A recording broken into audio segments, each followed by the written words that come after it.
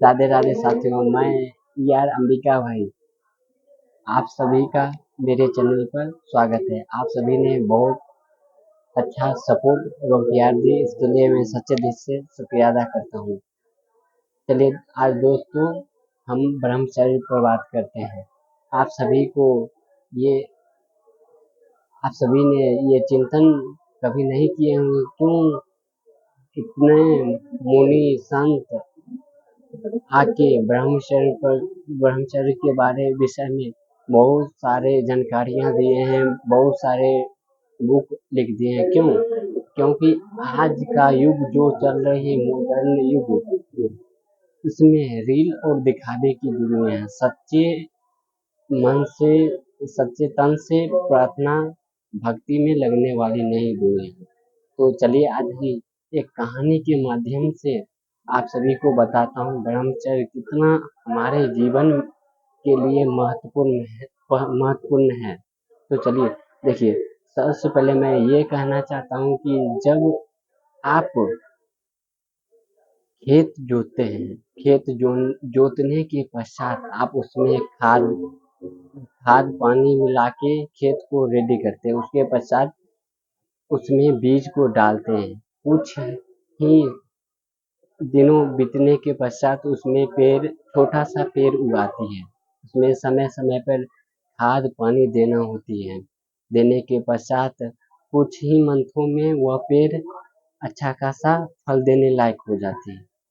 वही गेहूं का पेड़ फल देने लायक हो जाते हैं। अगर हम वह पेड़ फल दे तुरंत शीश में आ जाए, हम उसे काट लेंगे, क्या उसमें दाना आएगी या नहीं आएगी? तो आप सभी का जवाब यही होगा कि नहीं, ये कभी हो ही नहीं सकता। जब गेहूं का पेड़ बोने के पश्चात शीश देने लगे, अगर उस शीश को हम काट लेते हैं तो दाना हमें मिल ही नहीं सकती। उसी प्रकार एज लाइक सेम होती है हमारे इनकी जीवन में। जब हम अपना देह को इनकी पुष्ट होने ही नहीं देते हैं, बहा देते हैं, तो हमारा एनर्जी सारा व्यर्थ चला जाता है। इसलिए बहुत सारे डिप्रेशन, चिंता, थकान, कुछ करने की इच्छा ही नहीं होती है। क्यों? इसी वजह आप सभी को चिंतन करना होगा, क्या इससे हमें क्या फायदा मिलती है? क्या मेरा जीवन आनंद में रहती है या नहीं?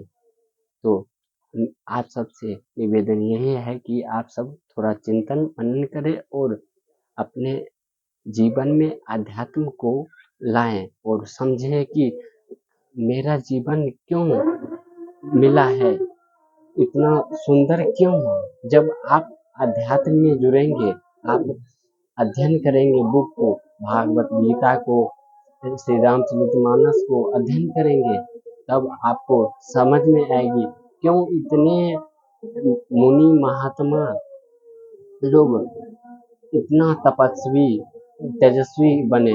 क्यों? क्योंकि ब्रह्मचर्य एक जीवन का महत्वपूर्ण अंग है, महत्वपूर्ण भाग है। देखिए, हम ब्रह्मचर्य में अगर आप स्थित रह के तपस्या करते हैं, जिस प्रकार स्वामी विवेकानंद जी इतना ब्रिलियंट तेजस्वी बने, कैसे?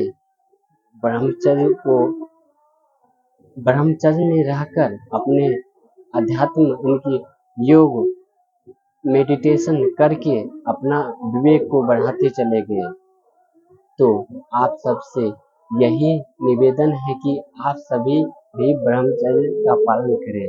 देखिए, ब्रह्मचर्य का नाश करना यानी कि अपने जीवन को खत्म कर लेना है। तो मेरे प्यारे साथियों, आप सबकी सपोर्ट इसी तरह बने रहे। तो मैं फिर से एक अगले वीडियो के साथ मिलूंगा। थैंक यू दोस्त, आप सभी को मंगल कामनाएं। वीडियो पसंद आए तो प्लीज आप सब सपोर्ट बने रहे। थैंक यू, शुक्रिया अदा।